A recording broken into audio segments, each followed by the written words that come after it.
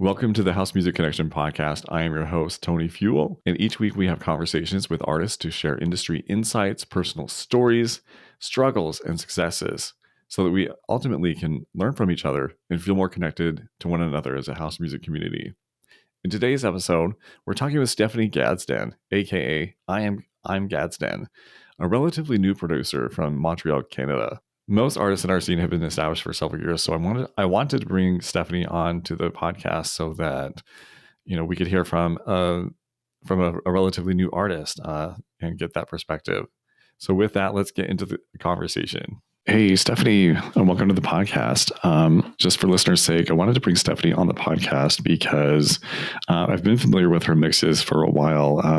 That's how I came across her, and she kind of reached out to me to ask me to do a guest mix for her series. Home is Where House Music is Playing. It was a series that she had recently started at the time, and I was thrilled to do a mix for it. And since that time,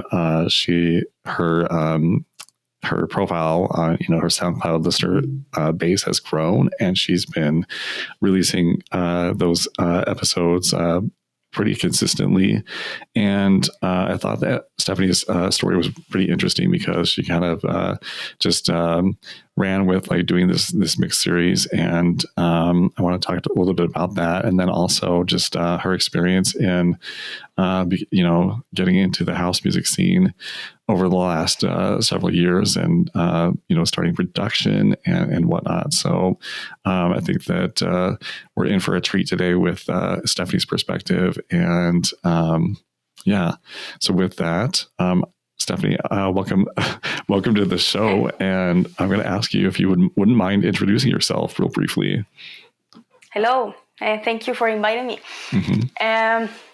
So how can I start? Well, I started DJing before the pandemic, but I then started doing consistently, because I had a lot of time. And I always had a passion for music, but especially house music, which I find it's a perfect combination between disco and jazz, all those influences. And it has a certain beat that, it just, those who like house music will understand what I mean. It's hard to explain. Yeah. And I basically started producing because I felt like I needed to express even more of that, what I like. And in general, Housepedia has been a project that I opened because I wanted to try to preserve authentic house music, alive. Yeah, for sure. Because I felt it was getting kind of lost. But so that's basically me. Yeah. So for listeners, Stephanie lives in Montreal, Canada, and she has also lived in Mexico and maybe some other places too. You're just to confirm, you're currently living in Montreal? Yeah, I'm in Montreal at the moment. Okay, cool. How long have you been in Canada? It's been, I lost the count. It's been around 7 years, yeah. Okay. Were you living in Mexico just before that? Yes. Yeah, I was living in Mexico City for maybe 8 years. Okay. And then I was living in another part in Mexico, but basically in Mexico. Okay. So, yeah. Cool.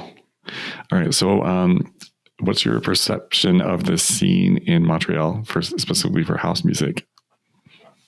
For house music, I feel like in Montreal there's a lot of different styles going around. Yeah. I'm not really that involved in the scene. Honestly, I'm not the kind of person that goes on raves or stuff like that every weekend. I try to go once I know the artist it's gonna play and I'm interested in listening to it. So I'm not kind of that, up to date with what's going on and all that. I do follow some of the DJs that are playing around often, and I even did a party last year and I invited a collective that I feel it's connecting really well with that kind of music that we vibe to. But other than that, there's a lot of other kind of music. There's different vibes, different genres going on. Yeah, there's very diverse. That's for sure. That's awesome. And by the way, congratulations. I was looking at your SoundCloud just before this, and it looks like you've published over 150 episodes of Home is Where House is Playing. That's awesome. Congratulations on that. Yeah, thank you. Yeah, it's been a journey, and like I'm on the look for like cool producers and DJs that I really like what they curate, especially what they release, and like just trying to keep the vibe. Yeah, that's awesome. So how did you get started with the Housepedia, or what made you want to start that project in the first place? I mean, you kind of alluded to it a little bit earlier when you said you wanted to kind of help keep the vibe alive. So can you expand on that a little bit? Yeah, to be honest, it was kind of like, pandemic, your head was like, you had a lot of time. Yeah. And I always been that kind of person that loves to share music. Yeah. Like I always been known by my friends, like, cool playlist. Oh, Stephanie, And at that point I was like, I wanted to do it more serious, the music sharing, like more serious. Yeah. And I was like, why I don't come up with like, at that time I didn't think about a label or anything like that, but something a bit more informal yet professional at the same time, Right. And I was like, well, why won't we call it Housepedia? Like this idea of like curating and teaching people about what house music is, where it comes from, the different genres, subgenres, and all that. And I started like doing this guest mix series because I was doing like mixes at that time as well. And now it has developed like into like letting people, like teaching people about like old tracks that are not really known, like on Instagram. I know you've seen that, like I publish at least once a week. Yeah. And premiering releases from labels and just those kind of stuff.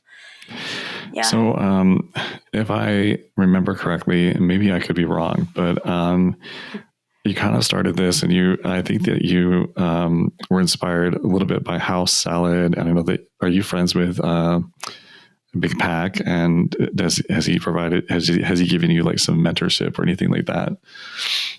Like mentoring? And to be honest, like I heard about House Salad, but like I didn't know Big Pack at all, Okay. But I think it was you who mentioned me, like, oh, Big Pack here, he's the House Salad boss, and okay. And at that point, I was doing mixes, and I reached out to him to send him a guest mix, and he published it. And since then, I listened to his mixes because he has also a series that he's like whole respect for this guy. Like he publishes every week, and they're really nice. And I listened to that, and I talked to him. And now with his label, the release that is coming up, we were in contact a bit more.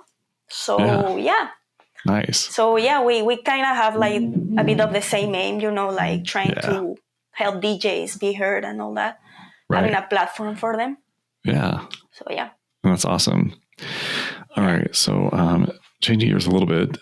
So I remember you sharing on social media a post where you were kind of sharing a memory of how you kind of got started with music by listening to records with your dad. And I thought that was just an amazing story. And I was wondering if you could kind of share some of that memory with listeners. Yeah, I was mostly listening on the car with my dad. Like Mexico City is such a big city, so you spend like hours in the car, And my dad is like, he loves disco more than everything, like Earth, Wind and Fire, Bee Gees, stuff like that, and also Barry White. Like he is a huge fan of Barry White, and I don't know the genre that is Barry White exactly, but for sure it has like soul influences and stuff like that. So like I feel like all of that combined, and at some point it's what I like right now. Like it's funny actually that you say that, because when I started to listening to house music, I didn't know where it was coming from. Like I didn't know the influences. Yeah. And then when I started like to study a bit more about all that, I realized that it all comes from disco and from jazz. And I was like, oh, it all makes sense now. Like that's why I like all those things, you know. And yeah, that's just, it blew my mind a bit when I realized. And yeah. When did you first discover house music and know that it's a thing? Like that's what it is, you know?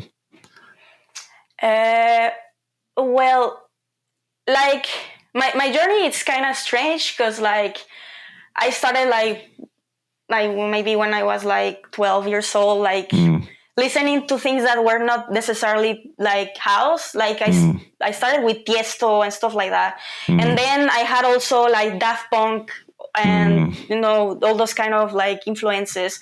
And then from that, I've always been like a nerd of like going into YouTube and like, what is Daft Punk gonna bring me? And it's gonna bring me to another artist. And, you know, I kept like searching until I reached like old school house. Like, oh, what's that? I remember stumbled upon garage music on YouTube. And I was like, this is kind of cool. What is this? You know, I had no clue what it was. And from there, I just, you know, again, just geeking out on YouTube and SoundCloud until I discover like, you know, random labels that, you know, are not necessarily known, you know, and underground, basically, that's how we call it. Right. And and I just fell in love with it. And like, yeah, basically. So what time period was that about? In fact, the first time I like stumbled upon a video of like garage music on YouTube, it was around 2011, 2012. Okay. But at that time, like I saw the video and like I didn't like kept studying it a bit more. I just kept my journey, you know, going through stuff. And then at some point later in life, like maybe 5 years after, I stumbled upon it again, and I was like, okay, this means that this is my thing, like this kind of like, you know, and yeah, so I just started like discovering all the different genres that are in house, you know, deep house, garage house, jacking house, and to be honest, like right now I love them all. It's hard for me to decide which one is my favorite thing. Yeah. But like, yeah, basically, so now I basically just house. Yeah, that's awesome. So let's see. So you recently got into production, and as we're talking, I'm not sure when this episode will be released, but as we're recording it, you have your first release up on SoundCloud, or not SoundCloud, it's on TrackSource right now, right? So that's awesome. What a huge accomplishment. Like you will never release your first track again. So that's awesome. So congratulations on that. Thank you. Yeah. So what is the track called? So it's an EP composed of 2 tracks. One is called New Ways, which is the name of the EP. And the other one is called No Guarantee. Yeah. And it's 2 different tracks with different styles. But like basically, I decided to do it that way because I felt like there was my 2 different influences. One is more garagey, the other one is more like, I call it more jacking, more jazzy. And yeah, basically. Cool. And so let's see, I keep calling you Stephanie, but you know, for listeners, your artist name is IMGADSDEN, right? Yeah, I go with IMGADSDEN, you know, like contraction. Yeah. Okay. All right. Well, I'll be sure to make sure that there's links in the show notes for that. So I wanted to talk a little bit more about production. So what label is that on? House Salad. Oh, you're right. You said that. Okay.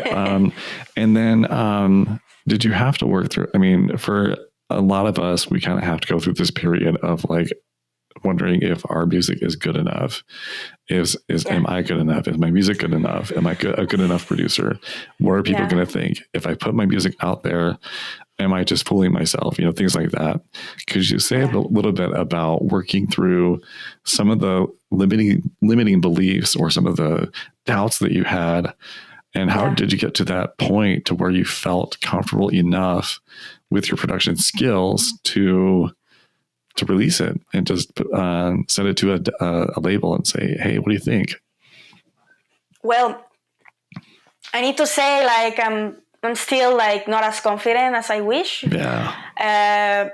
Now that I'm producing, like, I realize how hard it can be to like get rejected by labels or not hearing back from them, or like you're questioning yourself if what you sent is good enough, like if you sent an email and it wasn't good, all those kind of stuff. But like at the end of the day, I feel like if I listen back to DJs, like producers in this case, and I go through like their first release, it's definitely not as good as what it is right now. So I know like I'm gonna keep improving.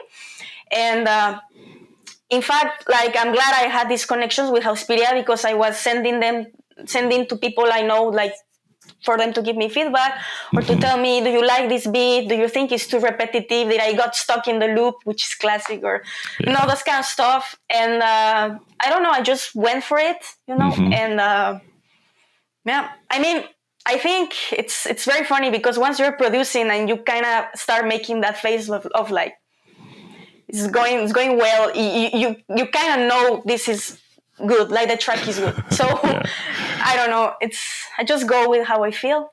And that's cool. So what DAW are you using? Ableton. Okay, great. How did you learn Ableton? Did you like take any online courses or anything like that, or is it just trial and error, just practicing on your own?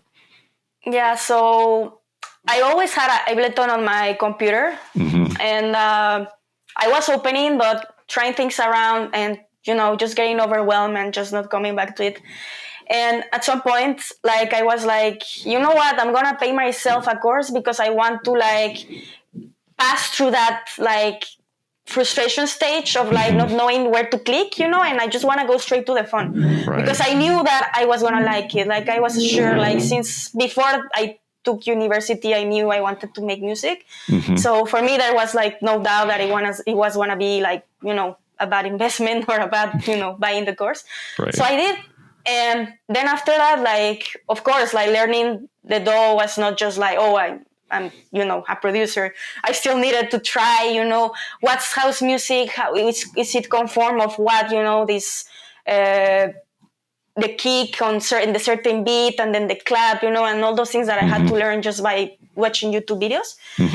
And just by listening to the tracks I like. And since then, it's been just, improving with time, just experimenting. Yeah. Are there any specific channels on YouTube that you find yourself going back to? Like, for instance, I used to go back to, I still do go back to music production tutorials with Danny J. Lewis a lot. He's probably one of my favorite stations. What are some of your favorite YouTube channels for learning production? Right now, two that come to mind is Olian's House. Have you heard of him? What is it? It's Olian's House, I think is the name. I'll have to check it out. I probably watched some of the videos, but maybe not familiar with the channel name. Small. It's a super small channel, but he's like he's more not for like DAW things. It's more like for house music, and he teaches you stuff like that. And he's like super focused on like garage and stuff like that. And that's one I can come to my mind right now. Another one that is like very big. It's called You Suck at Producing, I think is the name of his channel. I don't know if the guy is like hilarious. Like his tutorials, it's like basically a joke, but he's really good at explaining it. Like it surprises me that he's able to like, make it a joke and at the same time make you understand things. Yeah. And there's more, but those are ones that come to mind right now, and I keep getting back to them. Who are some artists that you look up to and that you, not necessarily, I mean, I don't want to say copy, but you want to maybe emulate their vibe a little bit. Of course, we all want to do our own thing, but I think a lot of us still have producers that we still kind of look up to, that we want to, that really kind of influence us a lot. Are there a few that you kind of look to for, I guess, your education, if you will, as far as like being influenced by the sound and the vibe? Yeah, so like I feel like I'm still in the stage of like going in my DAW and trying to like emulate certain style and to see what style I like better, because it's not the same. Like I like listening to, I like producing this, and I would say there's this DJ producer that I like that is called Rough Stuff. I really like his stuff. It's like very raw. I love like very raw drums. And there's this other guy. His name is Swin Duke. I don't know if you heard of him. I don't know. I love his tracks, and I actually reached out to him once, and I invited him to a podcast, and I talked to him a couple times. Like he just has this like super melodic kind of stuff. Like he's more it's hard to explain. Like to be honest, at the end of the day, as an artist, like there's different styles. Then at the end, you get influenced by them, and something like unique comes. You know, for sure. Yeah. I'm hoping that will happen. Like I'm not sure if that'll happen soon, but there's plenty of inspiration everywhere. So. Oh, for sure. Yeah, there's almost like there's so much, and there's so many artists that I look up to. So yeah, I get what you're saying. And then I mean, as we get more experience, we I guess kind of develop our own sound, and I don't think that we can necessarily set out to like make our own sound. We can't like say, okay, this is going to be like my sound or whatever.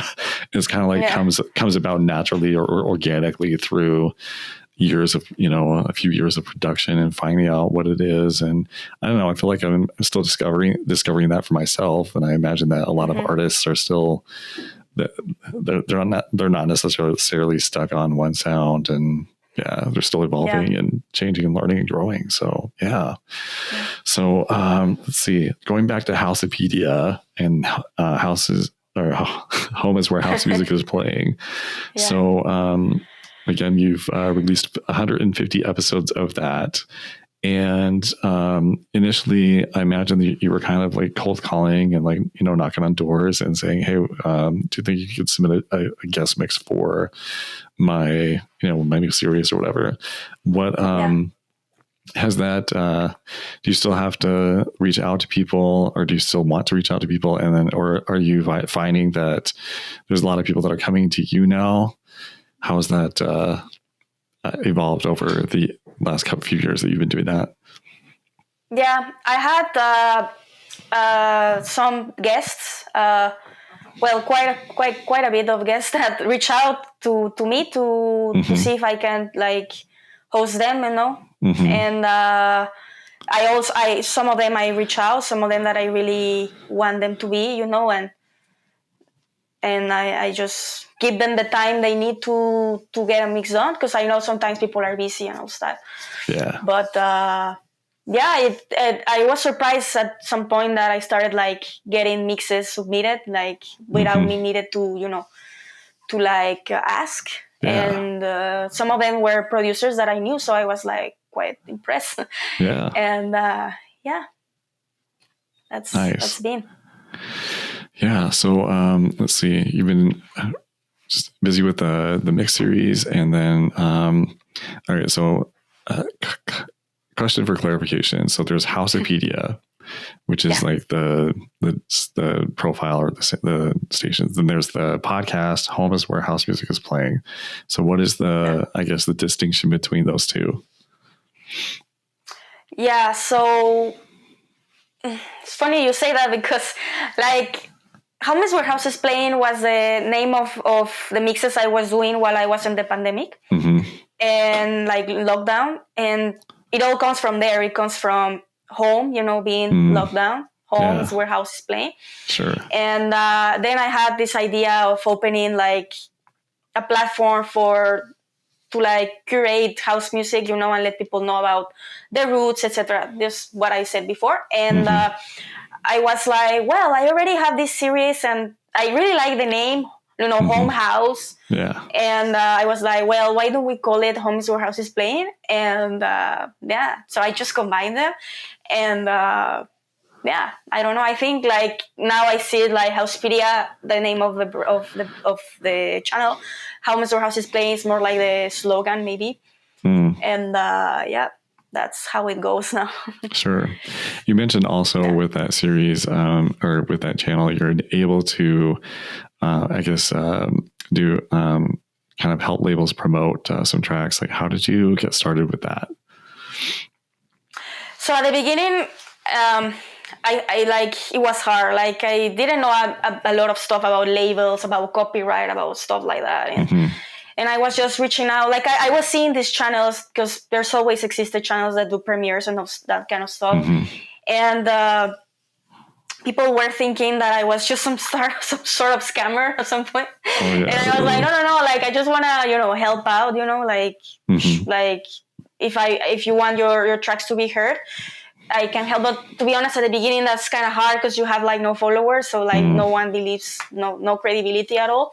Yeah. But it took time. It took, like, at the beginning, it was like super small labels, then a bigger labels. And now like people know that it's a serious project that has been there for, more than 1 year. Like it's been there.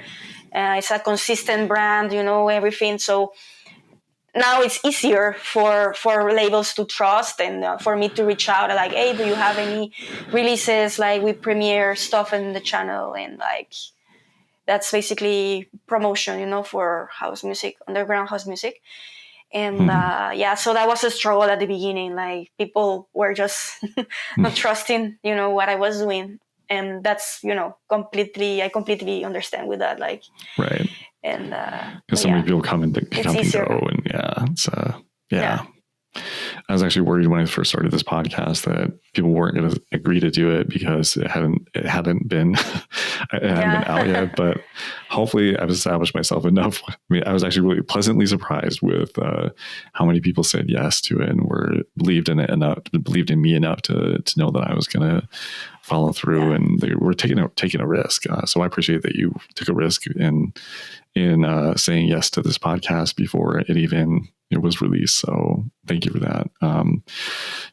So it does take a while to establish your credibility and, for people to know that you're legit. Yeah. So one thing I kind of want to ask about, might be a little bit awkward, but like, I feel like there's not enough. I feel like there's not enough women producers. I mean, we're seeing more and more these days, but do you feel like there's ever been did you ever feel that being a woman has held you back in any way, like as far as like production or like getting yourself out there or anything like that? I mean, maybe not, but like, I mean, I guess maybe a better question is, why do you feel like this industry is so male dominated right now, or has been for a long time, and it's getting better, but why do you feel like more women aren't making music as like men are? Like, why do I feel like there's not a lot of women making music? That's what you mean? I mean, not enough. Not quite sure. Yeah. I don't really know. That's an interesting question, because like there's no like, someone telling you you're a woman, you can't, no one's telling you. I think it's just a matter of preferences. Like, I don't know, even in my day job, like, there's a lot of women, but most of them is men. So I don't know. I haven't been like producing for a long time to feel like being a woman has been like, open less doors for me in terms of like getting signed or stuff like that. Or no, but I don't think like, I think like people are like the people, how do you say, label owners like are like, I don't think they have those prejudices at all. I mean, I haven't felt it, but I don't know. I don't feel intimidated or anything, so just go and do my thing and Are there any women producers that you look up to that you feel are kind of blazing a trail for, have maybe blazed a trail for you? I'm trying to see if something comes to mind. It's tough. I don't like. Yeah, for sure. I know, like, singers, a lot of women, but other genres, like maybe, but like house music right now, like, that's tough. I don't know. I don't remember. I know there's a girl called Elisa. There's one track that I like from her. Mm-hmm. I know Lea Lisa also. She's a woman as well. That's what comes to mind right now. But Yeah. I like no. I will know if there's like one woman that I like admire. It will come to mind really fast right now. But yeah. No. Okay. Yeah. So let's see. Do you have any projects in the works right now for production? Like, I mean, so you've released one track. Do you have any more that are in the pipeline for being released? Yeah, I have an upcoming single with Blur Records that is coming the late February. Nice. And other than that, I stopped producing for a while because of vacations and all that. And I'm gonna start redoing that. And I don't pressure myself to like releasing like if I want a machine. I'm just take the time to and once I feel like something it's worth it, I just send demos. Yeah. But yeah, I don't have anything else other than that at the moment. Yeah, I'm sure it'll come. So, do you see yourself producing for the rest of your life? At the moment, yes, I have fun. Like I like personally, like for me, DJing is a bit stressful because I know a lot of DJs that tell me it's okay if you make a mistake and the blend's not good. But for me, I'm such a perfectionist. So DJing is a performance. So once I do a mistake, I just lose the vibe and I want to quit the whole mix. And that was kind of discouraging me a bit. And I was like, well, I want to produce and be able to like make mistakes and, try things and, and that's why I really love it because it's not the same as DJing, but at the same time, it's like music. So I'm making something like that. And if I make a mistake, it's okay. Like no one's gonna, I don't need to restart the mix again. So I really like it because I'm such a stressful person when it comes to like performance stuff. So yeah. Are you a Virgo? I really, sorry? Are you Virgo? Virgo? Yeah, the zodiac sign. No, I'm Leo. So no. Yeah. So have you? So speaking of DJing, have you DJed out very much in Montreal or anywhere else? Yeah, I played at the bar a couple times. I play also like in another bar where other DJs invite me to play, and I did the party last year. Yeah. But other than that, not much. Like I said before, I'm not like, in order to play around, you need to go out a lot. And I really not do that a lot anymore. So I understand, Yeah. But still, like, I'm not feeling bad at all. Like, I feel like I needed, like, that's also a thing. Like, I wanted, like, to connect with an audience, and if I do that through DJing, it's cool, but you can do that also through producing. And, like seeing someone, I mean, I haven't experienced that yet, but I bet like when you see a DJ, like, supporting your track, you feel good. Like, you made an impact. So yeah, so I really like that. Well, I haven't experienced that yet, but I'm sure it's gonna happen at some point. So yeah, it's must feel nice.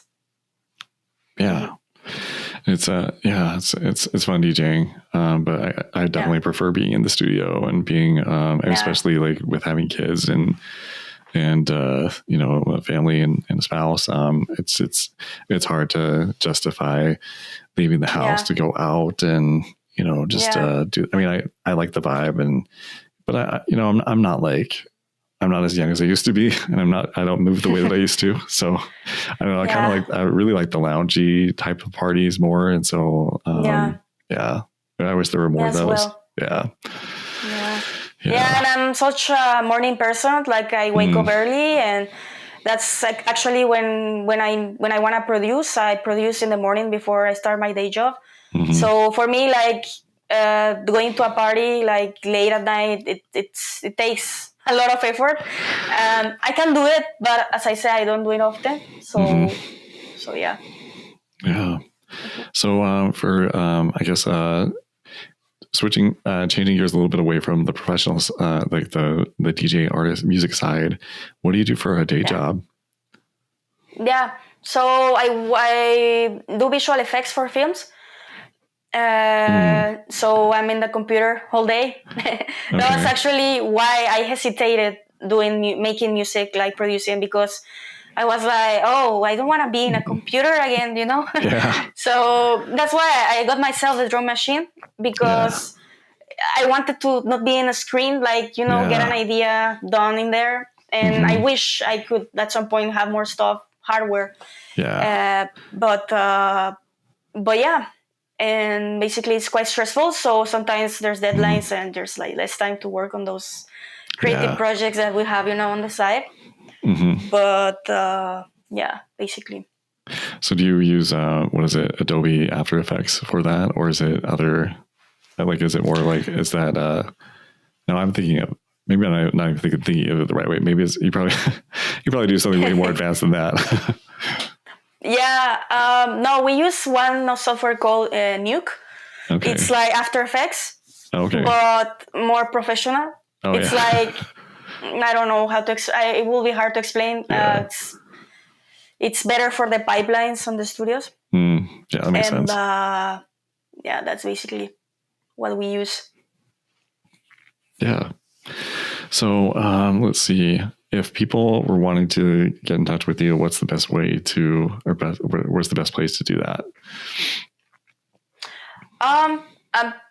I'm pretty approachable through like Instagram, or I think Instagram is the easiest. Like if you message me through my fan page on Facebook, it's quite hard to reply back. Even on Facebook, like I have some people reaching out like on my personal Facebook. So email, like wherever, what's more comfortable for them to do. Yeah. So to find out more about you and like your mix series, is SoundCloud probably the best place to kind of experience that? Yeah. You can find it on Housepedia's channel and also on Apple Podcasts, but most of the time people just do it on SoundCloud. I did stop doing that for like a while now because I was focusing on producing. And to be honest, I was so consistent, like every month I was doing it, that for me it was just, more stress. So I was like, you know what, I need to stop it right now. I can't. Later in life, I'll redo it. It's fine. And, but yeah, there's all the episodes that I've done. They're there. So yeah. Are you still doing the homeless where house music is playing, like with guest mixes? Yeah, that's still there. Every week I try to have a guest. Yeah. There's weeks where there's no guests, but I try to be as consistent as possible. Yeah. And every Friday, that's the day when a new episode comes out. Nice. So, all right. Well, I would encourage all listeners to check out your SoundCloud. I'll be sure to post links in the show notes and in the YouTube description. So, So, are there any parting words that you would like to leave listeners with as far as a central message or a central philosophy related to music and house music or anything like that? I love philosophy. I actually read. I really like it. I feel like it's quite something that people lack. Like try to find purpose on something, and And if I were to say something right now, it's that I feel like right now music is so centered on like what you post on social media.